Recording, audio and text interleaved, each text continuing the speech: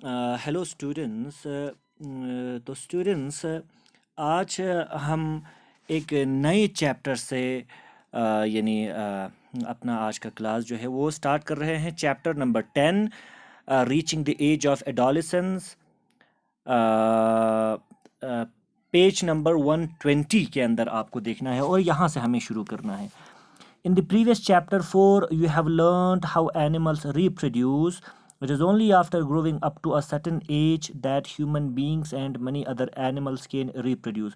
Why can humans reproduce only after a certain age? तो chapter number 10 से पहले हमारा जो चैप्टर है दैट इज़ रिप्रोडक्शन है। उसके अंदर हमें पढ़ना है कि किस तरीके से लिविंग ऑर्गेनिजम्स अपनी पॉपुलेशन को बढ़ाता है, किस तरीके से एक लिविंग ऑर्गेनिज्म अपना नया ऑर्गेनिज्म पैदा करता है। तो सबसे पहले तो आपको समझना पड़ेगा एडोलेसेंस का मतलब होता है जवानी या नौजवानी।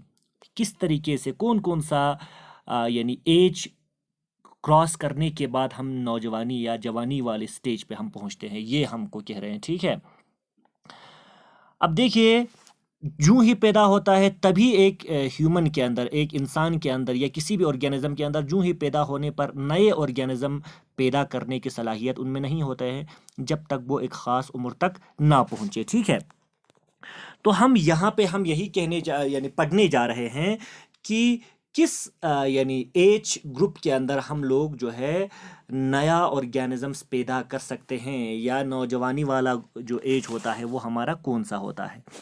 In this chapter, you will learn about changes that take place in the human body after which a person becomes capable of reproduction. इस चैप्टर में हमें बस यही पढ़ना है कि एक ऑर्गेनिज्म, एक ह्यूमन के बॉडी में कौन कौन से तब्दीलियाँ, कौन कौन से चेंजेस आते हैं पैदा होने के बाद, और जिसके बाद एक ऑर्गेनिज्म जो है रिप्रोडक्शन करने के काबिल होते हैं। In chapter 4 you have learned about human reproductive organs. Here we shall discuss the role that hormones play in bringing about changes that make a child grow into an adult. इस chapter के अंदर हमें पढ़ना है कुछ ऐसे chemicals के बारे में, कुछ जिनको हम कहते हैं हार्मोन्स, जो हमारे बॉडी के अंदर बनता है और उनका हम लोगों को बड़ा कराने में क्या रोल है वो हमें देखना है। Adolescence and puberty. एडोलेसेंस नौजवानी हो गया, प्यूबर्टी हो गया जब हम बालिग हो जाते हैं, उसे हम कहते हैं प्यूबर्टी। ठीक है, यानी जब हम लोगों में गैमेट्स बनना, स्पर्म या एग जो है वो बनना शुरू हो जाता है। Yasir was celebrating his 12th birthday. Yasir अपना 12वां जन्मदिन मना रहा था। After his friends left, Yasir and Saba begin chatting with their parents. जब उनके दोस्त पार्टी के बाद चले गए, बर्थडे के बाद चले गए, यासिर और सबा अपने वालिद वालिदा के साथ बात करने लगे। Saba studies in in all girl school. Saba एक ऐसे स्कूल में पढ़ती है जिसमें पूरे के पूरे लड़कियां हैं। शी स्टार्टेड लाफिंग, वो हंसने लगी। She remarked that many of Yasir's school friends whom she met after a year had suddenly shot up in height. Some of them were looking very funny with a hairy line above their lips. Her mother explained that the boys had grown up. क्या कहते हैं, सबा जो है वो हंसने लगी। उसको ये याद आने लगा कि यासिर के बहुत सारे जो स्कूल के फ्रेंड थे, जिसको वो लोग कई सालों के बाद मिल रहे थे, वो अचानक से इतने बड़े हो गए हैं। और कुछ लोग उनमें से थे जिनके अपर लिप्स पे, यानी ऊपर वाला जो लिप्स था उसके ऊपर थोड़े थोड़े हेयर्स जो है, हेयरी लाइन यानी बालों का एक लाइन जो है वो निकलने लगा है, वो दिखने लगा। अब उस यानी चीज़ को उसका माँ जो है, उनकी माँ जो है वो एक्सप्लेन करने लगी, उनको समझाने लगी। Growth begins from the day one is born. जब हम पैदा होते तभी से हम लोगों में ग्रोथ शुरू होता है। But upon crossing the age of 10 और 11 there is sudden spurt in growth which becomes noticeable. लेकिन 10 या 11 साल जूँ ही हम क्रॉस करते हैं, अचानक से हमारे बॉडी में SPURT, स्पर्ट का मतलब होता है बहुत तुरंत और अचानक से हमारे बॉडी में ग्रोथ आना शुरू हो जाता है, चेंज आना शुरू होता है, जो हमें पता चलता है। The change taking place in the body are a part of growing up. जो और साथ साथ में बॉडी के अंदर और भी बाकी सारे चेंजेस होते हैं, वो तब्दीलियां भी बिल्कुल ग्रोथ का एक हिस्सा है। They indicate that you are no longer a child but are on the way to become an adult. उसी से हम लोगों को ये अंदाज़ा लगता है कि अभी भी हम बच्चे नहीं हैं, अब हम धीरे धीरे एडल्ट हो रहे हैं, थोड़ा जवान हो रहे हैं, बड़े हो रहे हैं। Growing up is a natural process. बड़ा होना जो है वो एक कुदरती प्रोसेस है। The period of life in the body undergoes change leading to reproductive maturity is called adolescence. इसका मतलब ज़िंदगी का वो वाला पीरियड, वो वाला हिस्सा जब हमारे बॉडी के अंदर बहुत सारे तब्दीलियां आते हैं, यानी छोटे से बड़ा हो जाते हैं हम लोगों में, यानी लड़कों में मूछें और दाढ़ियां आने लगती है, यानी वॉइस चेंज होने लगता है, बॉडी का फिजिक चेंज होता है। जब ये चेंजेस हमारे बॉडी में होता है और उसके बाद हम लोगों में रिप्रोडक्शन करने का, यानी नए ऑर्गेनिज्म प्रोड्यूस करेगा, यानी नए बच्चे पैदा करने के हम लोगों में सलाहियत आ जाती है, जब हम मैच्योर होते हैं, उस पीरियड को हम कहते हैं एडोलेसेंस। क्या कहते हैं? Adolescence. Adolescence begins around the age of 11 and lasts up to 18 और 19 ईयर्स ऑफ एज। और तो जवानी कब स्टार्ट होती है? जब हम 11 साल क्रॉस करते हैं तब, और लगभग ये रहता है 18 से 19 साल तक। Since this period covers the teens 13 to 18 और 19 years of age, adolescence are also called teenagers. क्योंकि एडोलेसेंस वाला पीरियड के अंदर जब आप एज की बात करते हैं तो 11 से, याद रखना, 11 से 19 साल तक या 13 से 19 साल तक होता है, ठीक है, जिसको हम टीन कहते हैं, उस यानी टीन एज कहते हैं। याद रखना, 13 से 19 साल या 12 से 19 साल का जो पीरियड होता है, एज होता है, उसे हम कहते हैं टीन एज। क्या कहते हैं? Teen age. इसलिए उस ग्रुप के अंदर जो भी लड़का लड़की जो भी आता है उसे कहते हैं टीनेजर्स। क्या कहते हैं? टीनेजर्स। इन गर्ल्स एडोलेसेंस में begin in a year or two earlier than in boys. लड़कियों में जो जवानी यानी जो स्टार्ट होती है वो लड़कों से 1 या 2 साल पहले शुरू होती है। यानी अगर 11 साल लड़कों में होता है तो 8 से 9 साल में शुरू हो जाएगा लड़कियों में। अगर लड़कों में 13 साल में होता है तो लड़कियों में 11 साल से शुरू या 10 साल से शुरू होना यानी स्टार्ट हो जाएगा, ठीक है। Also the period of adolescence varies from person to person, और पर्सन टू पर्सन यानी सारे लोगों में एडोलेसेंस का जो पीरियड होता है, टाइम जो होता है, वक्त जो होता है, वो एक जैसा नहीं होता है। The human body undergoes several change during adolescence, और एडोलेसेंस के दौरान इंसान के जिस्म में कई सारे तब्दीलियां, कई सारे चेंजेस आ जाते हैं। These changes mark the onset of puberty, और इन्हीं चेंजेस में से एक चेंज ऐसा होता है जिस चेंज को हम, या जिस पीरियड को, या जिस टाइम को हम कहते हैं puberty. The most important change which marks puberty is that boys and girls become capable of reproduction. और जब भी एक लड़का या एक लड़की नए ऑर्गेनिज्म या नए बच्चा पैदा करने के जूं ही काबिल हो जाता है, उसी पीरियड को या उसी वक्त को या उसी एज को हम कहते हैं कि इसका प्यूबर्टी शुरू हो गया, अब ये प्यूबर्टी में आ गया।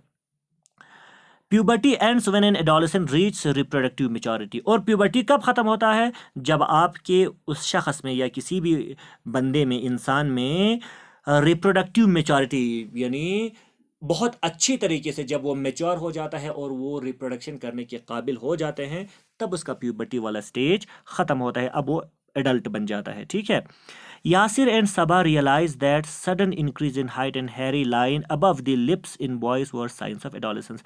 अब यासिर और सबा को ये अंदाज़ा हुआ, ये पता चला हकीकत कि अचानक से बॉडी के अंदर हाइट में चेंज आ जाना, लंबा हो जाना, और अचानक से लिप्स के ऊपर हेयरी लाइंस आ जाना, बाल निकल जाना, मूछें निकल जाना, या लड़कों में अच्छे तरीके से दाढ़ी निकल जाना, ये सारा का सारा एडोलेसेंस का क्या है? हमें साइंस है।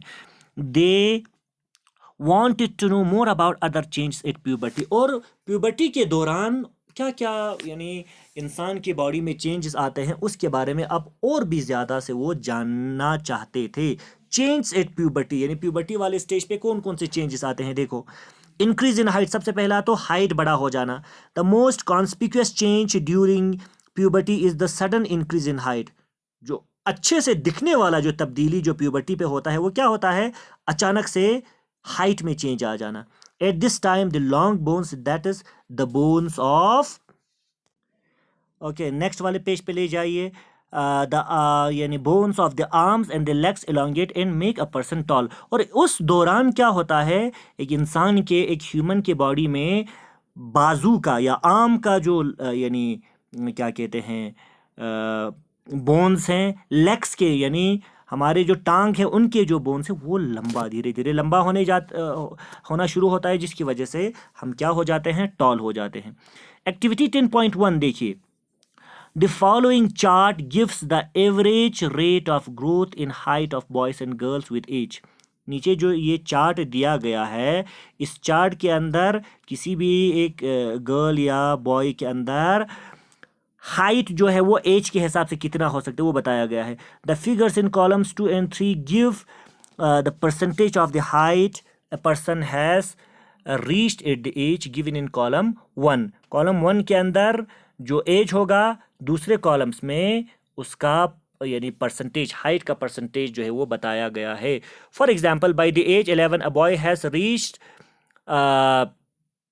and percent of his probable full height while a girl has reached 88% of her full height। मान लीजिए 11 साल की उम्र तक एक बंदे यानी लड़के के अंदर 81% आपका हाइट आ जाता है और एक लड़की के अंदर 88% आपका क्या आ जाता है, हाइट आ जाता है। These figures are only representative and there may be individual variations। ये सिर्फ आपको दिखाने के लिए ये आपको फिगर्स बताए गए हैं, लेकिन ये डिफरेंट भी हो सकता है, वेरी भी कर सकता है, ठीक है। Use the table for your friends and work out how tall they are likely to be, find out who is likely to be the tallest and who might be the shortest in your class. ये अपने friends के अंदर आप इसको calculate करने की कोशिश करोगे कि कौन लंबा है, कौन यानी कम लंबा है, कौन हाइट में छोटा है, कौन हाइट में ज़्यादा है, वो आप एज के हिसाब से ये थोड़ा सा आप खुद देख लेना, ठीक है। कैलकुलेशन फॉर फुल हाइट, पूरा हाइट देखने के लिए क्या करना पड़ेगा, प्रेजेंट हाइट इन सेंटीमीटर, कितना हाइट है वो सेंटीमीटर में लिखना पड़ेगा। Percentage of full height at this age, और इस एज पे कितना परसेंट हाइट हो सकता है वो आपको यानी जैसे कि इस टेबल में दिया गया है उसके हिसाब से, ठीक है। मिसाल के तौर पर 10 साल में अगर आपका लड़कों का देख रहे हो तो 78%, लड़कियों का देख रहे हो तो 84%, इसके हिसाब से आपको ये करना है, इनटू 100 करना है। एग्जाम्पल, मिसाल के तौर पर देखिए, a boy is 9 years old and 120 centimetre toll. एक लड़का मान लीजिए 9 साल का है और उसका हाइट कितना है, 120 सेंटीमीटर उसका लंबाई है, टॉल है। At the end of the growth period he is likely to be, जब उसका ग्रोथ पीरियड या ग्रोथ होना ख़त्म होता है तो उसका यानी ग्रोथ कितना होगा, तो हमको क्या करना पड़ेगा, 120 डिवाइड बाई 9 ईयर्स पे हमको पता है कितना है, लड़कों का 75 है ना यहाँ पे 9 ईयर्स पे, तो डिवाइड बाई 75 करना है, इंटू 100 करना है, तो कितना आता है 160 centimetre toll. Activity 10.2 use the data, ये एक्टिविटी रहने दीजिए, हमको थोड़ा सा जल्दी है तो एक्टिविटी थोड़ा सा रहने दीजिए, हम नेक्स्ट वाले जो सबक है वो पढ़ लेंगे, ठीक है। तो स्टूडेंट नेक्स्ट पेज पे निकालिए, शाबाश, पेज नंबर 122, वहाँ पे डायरेक्ट हम पढ़ेंगे चेंज इन बॉडी शेप, ठीक है। यहाँ से change in body shape activity जो है वो थोड़ा सा हम छोड़ के चले जाएंगे। Change in body shape, have you notice that boys in your class have broader shoulders and wider chests than boys in junior classes. आपने इतना ऐसा देखा होगा कि आपके क्लास में जो लड़के हैं उनके, इन योर क्लास है ब्रॉडर शोल्डर्स, आपके क्लास में जो लड़के हैं उनके शोल्डर्स काफ़ी क्या है, चौड़े हैं, एंड वाइडर चेस्ट, और उनका छाती भी क्या है, बहुत चौड़ा है। किसके कंपैरिजन में, आपके जो लोअर क्लासेस हैं यानी 6th 7th के कंपैरिजन में आपके 8th क्लास के जो लड़के हैं उनका शोल्डर चौड़ा है, उनका छाती चौड़ा है। ऐसा क्यों, this is because they have entered the age of puberty when shoulder generally broaden as a result of growth.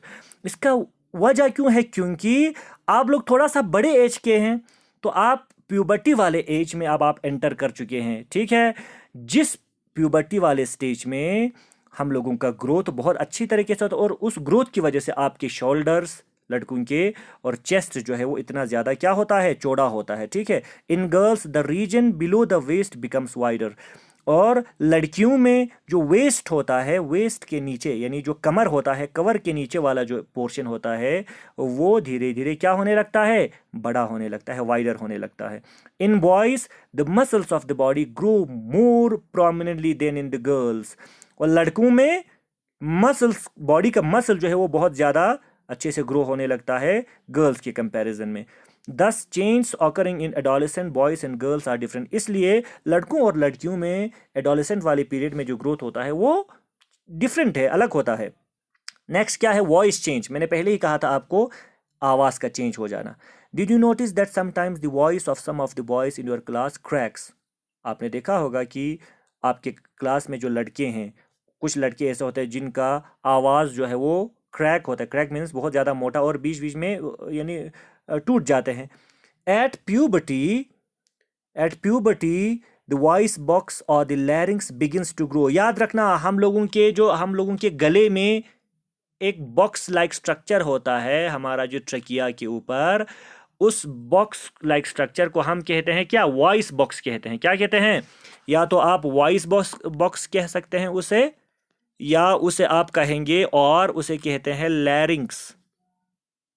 क्या कहते हैं? लैरिंग्स। याद रखना, या तो वॉइस बॉक्स कहेंगे या तो लैरिंग्स कहेंगे, या तो उसको एडम्स एप्पल भी कहा जाता है, जैसे कि आपके डायग्राम में बताया गया है यहाँ पे, एडम्स एप्पल। ठीक है। Boys develop larger voice boxes.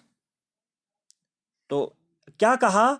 हमारे गले में, लड़कों के खासकर अगर आप बात करें, गले में जो वॉइस बॉक्स होता है वो प्यूबर्टी वाले टाइम पे ग्रो होने लगता है। मीन्स वो साइज में बड़ा होने लगेगा। वो साइज में क्या होगा? बड़ा होगा। Boys develop larger voice boxes, और लड़कों का वॉइस बॉक्स क्या हो जाता है? बड़ा हो जाता है। The growing voice box in boys can be seen as a protruding part of the throat called Adam's apple. और हम लोगों को पता है, हमारा जो गला होता है, इस गले को सही से अगर आप देखेंगे तो यहाँ पे इस तरीके का वो एक ये होता है ना, ये वाला, ये जो है, ये वाला पोर्शन जो है, ये यहाँ पे, ठीक है, गले में। ठीक है।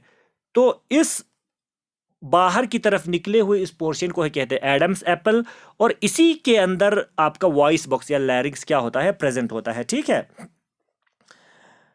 Called Adam's apple. In girls, the larynx is hardly visible from the outside because of its small size. तो याद रखना, लड़कों में एडम्स एप्पल बड़ा होता है साइज, क्योंकि उसके अंदर जो लैरिंग्स है वो साइज में बड़ा है। लड़कियों के अंदर वॉइस बॉक्स जो होता है, या याद रखना, बाहर का जो एडम्स एप्पल है वो थोड़ा सा छोटा होता है, या आपको दिखेगा भी नहीं, क्योंकि उसके अंदर जो वॉइस बॉक्स या लैरिंग्स होता है वो साइज में छोटा होता है। Generally girls have a high pitched voice, और लड़कियों में अक्सर आप देखते हैं उनका आवाज कितना बहुत ज्यादा ऊंचा होता है ना। whereas boys have a deep voice, और लड़कों का आवाज जो है वो थोड़ा सा मोटा, उन लड़कियों का पतला और लड़कों का थोड़ा सा मोटा, डीप होता है। In adolescent boys sometimes the muscles of the growing voice box go out of control and the voice becomes hoarse. HOARSE, hoarse. ये यानी घोड़ा वाला हॉर्स नहीं है। ठीक है।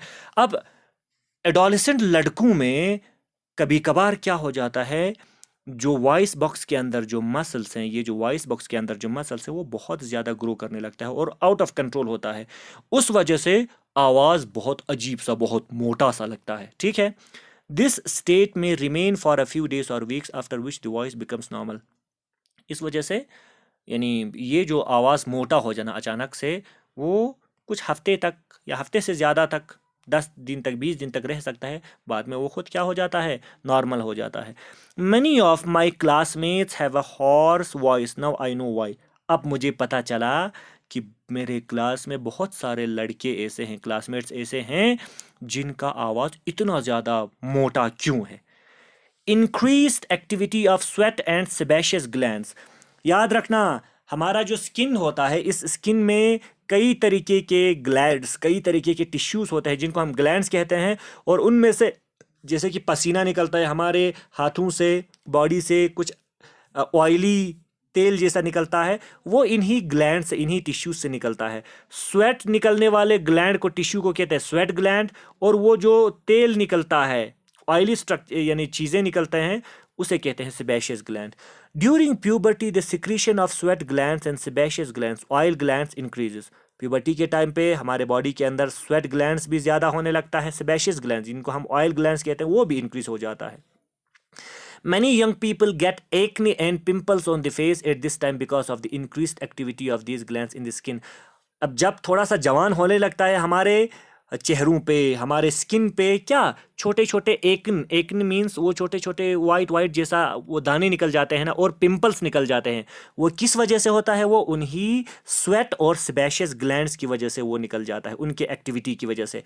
अ few glands such as sweat glands of oil glands and salivary glands release their secretions through ducts. यही glands एक छोटे छोटे नालियों के, डक्ट्स का मतलब होता है छोटे छोटे नाली जैसे, छोटे छोटे पाइप जैसे, चैनल जैसे स्ट्रक्चर से अपने अंदर से चीज़ें जो है वो क्या करता है, सीक्रेट करता है, निकालता है. Endocrine glands release hormones directly into the blood stream. और हमारे बॉडी में एक ग्लैंड होता है जिसको हम कहते हैं एंडोक्राइन ग्लैंड्स. वो एंडोक्राइन ग्लैंड्स अपने अंदर से कुछ केमिकल्स निकालते हैं जिनको कहते हैं हार्मोन्स. वो हार्मोन्स डायरेक्टली हमारे ब्लड के अंदर पहुंचता है. So they are also termed ductless glands. इसीलिए आपके जो एंडोक्राइन ग्लैंड्स होते हैं उनको डक्टलेस ग्लैंड्स भी कहते हैं. क्या कहते हैं बेटा? Ductless glands. आज के लिए इतना ही बेटा, नेक्स्ट में हम आगे बढ़ेंगे. Okay, thank you.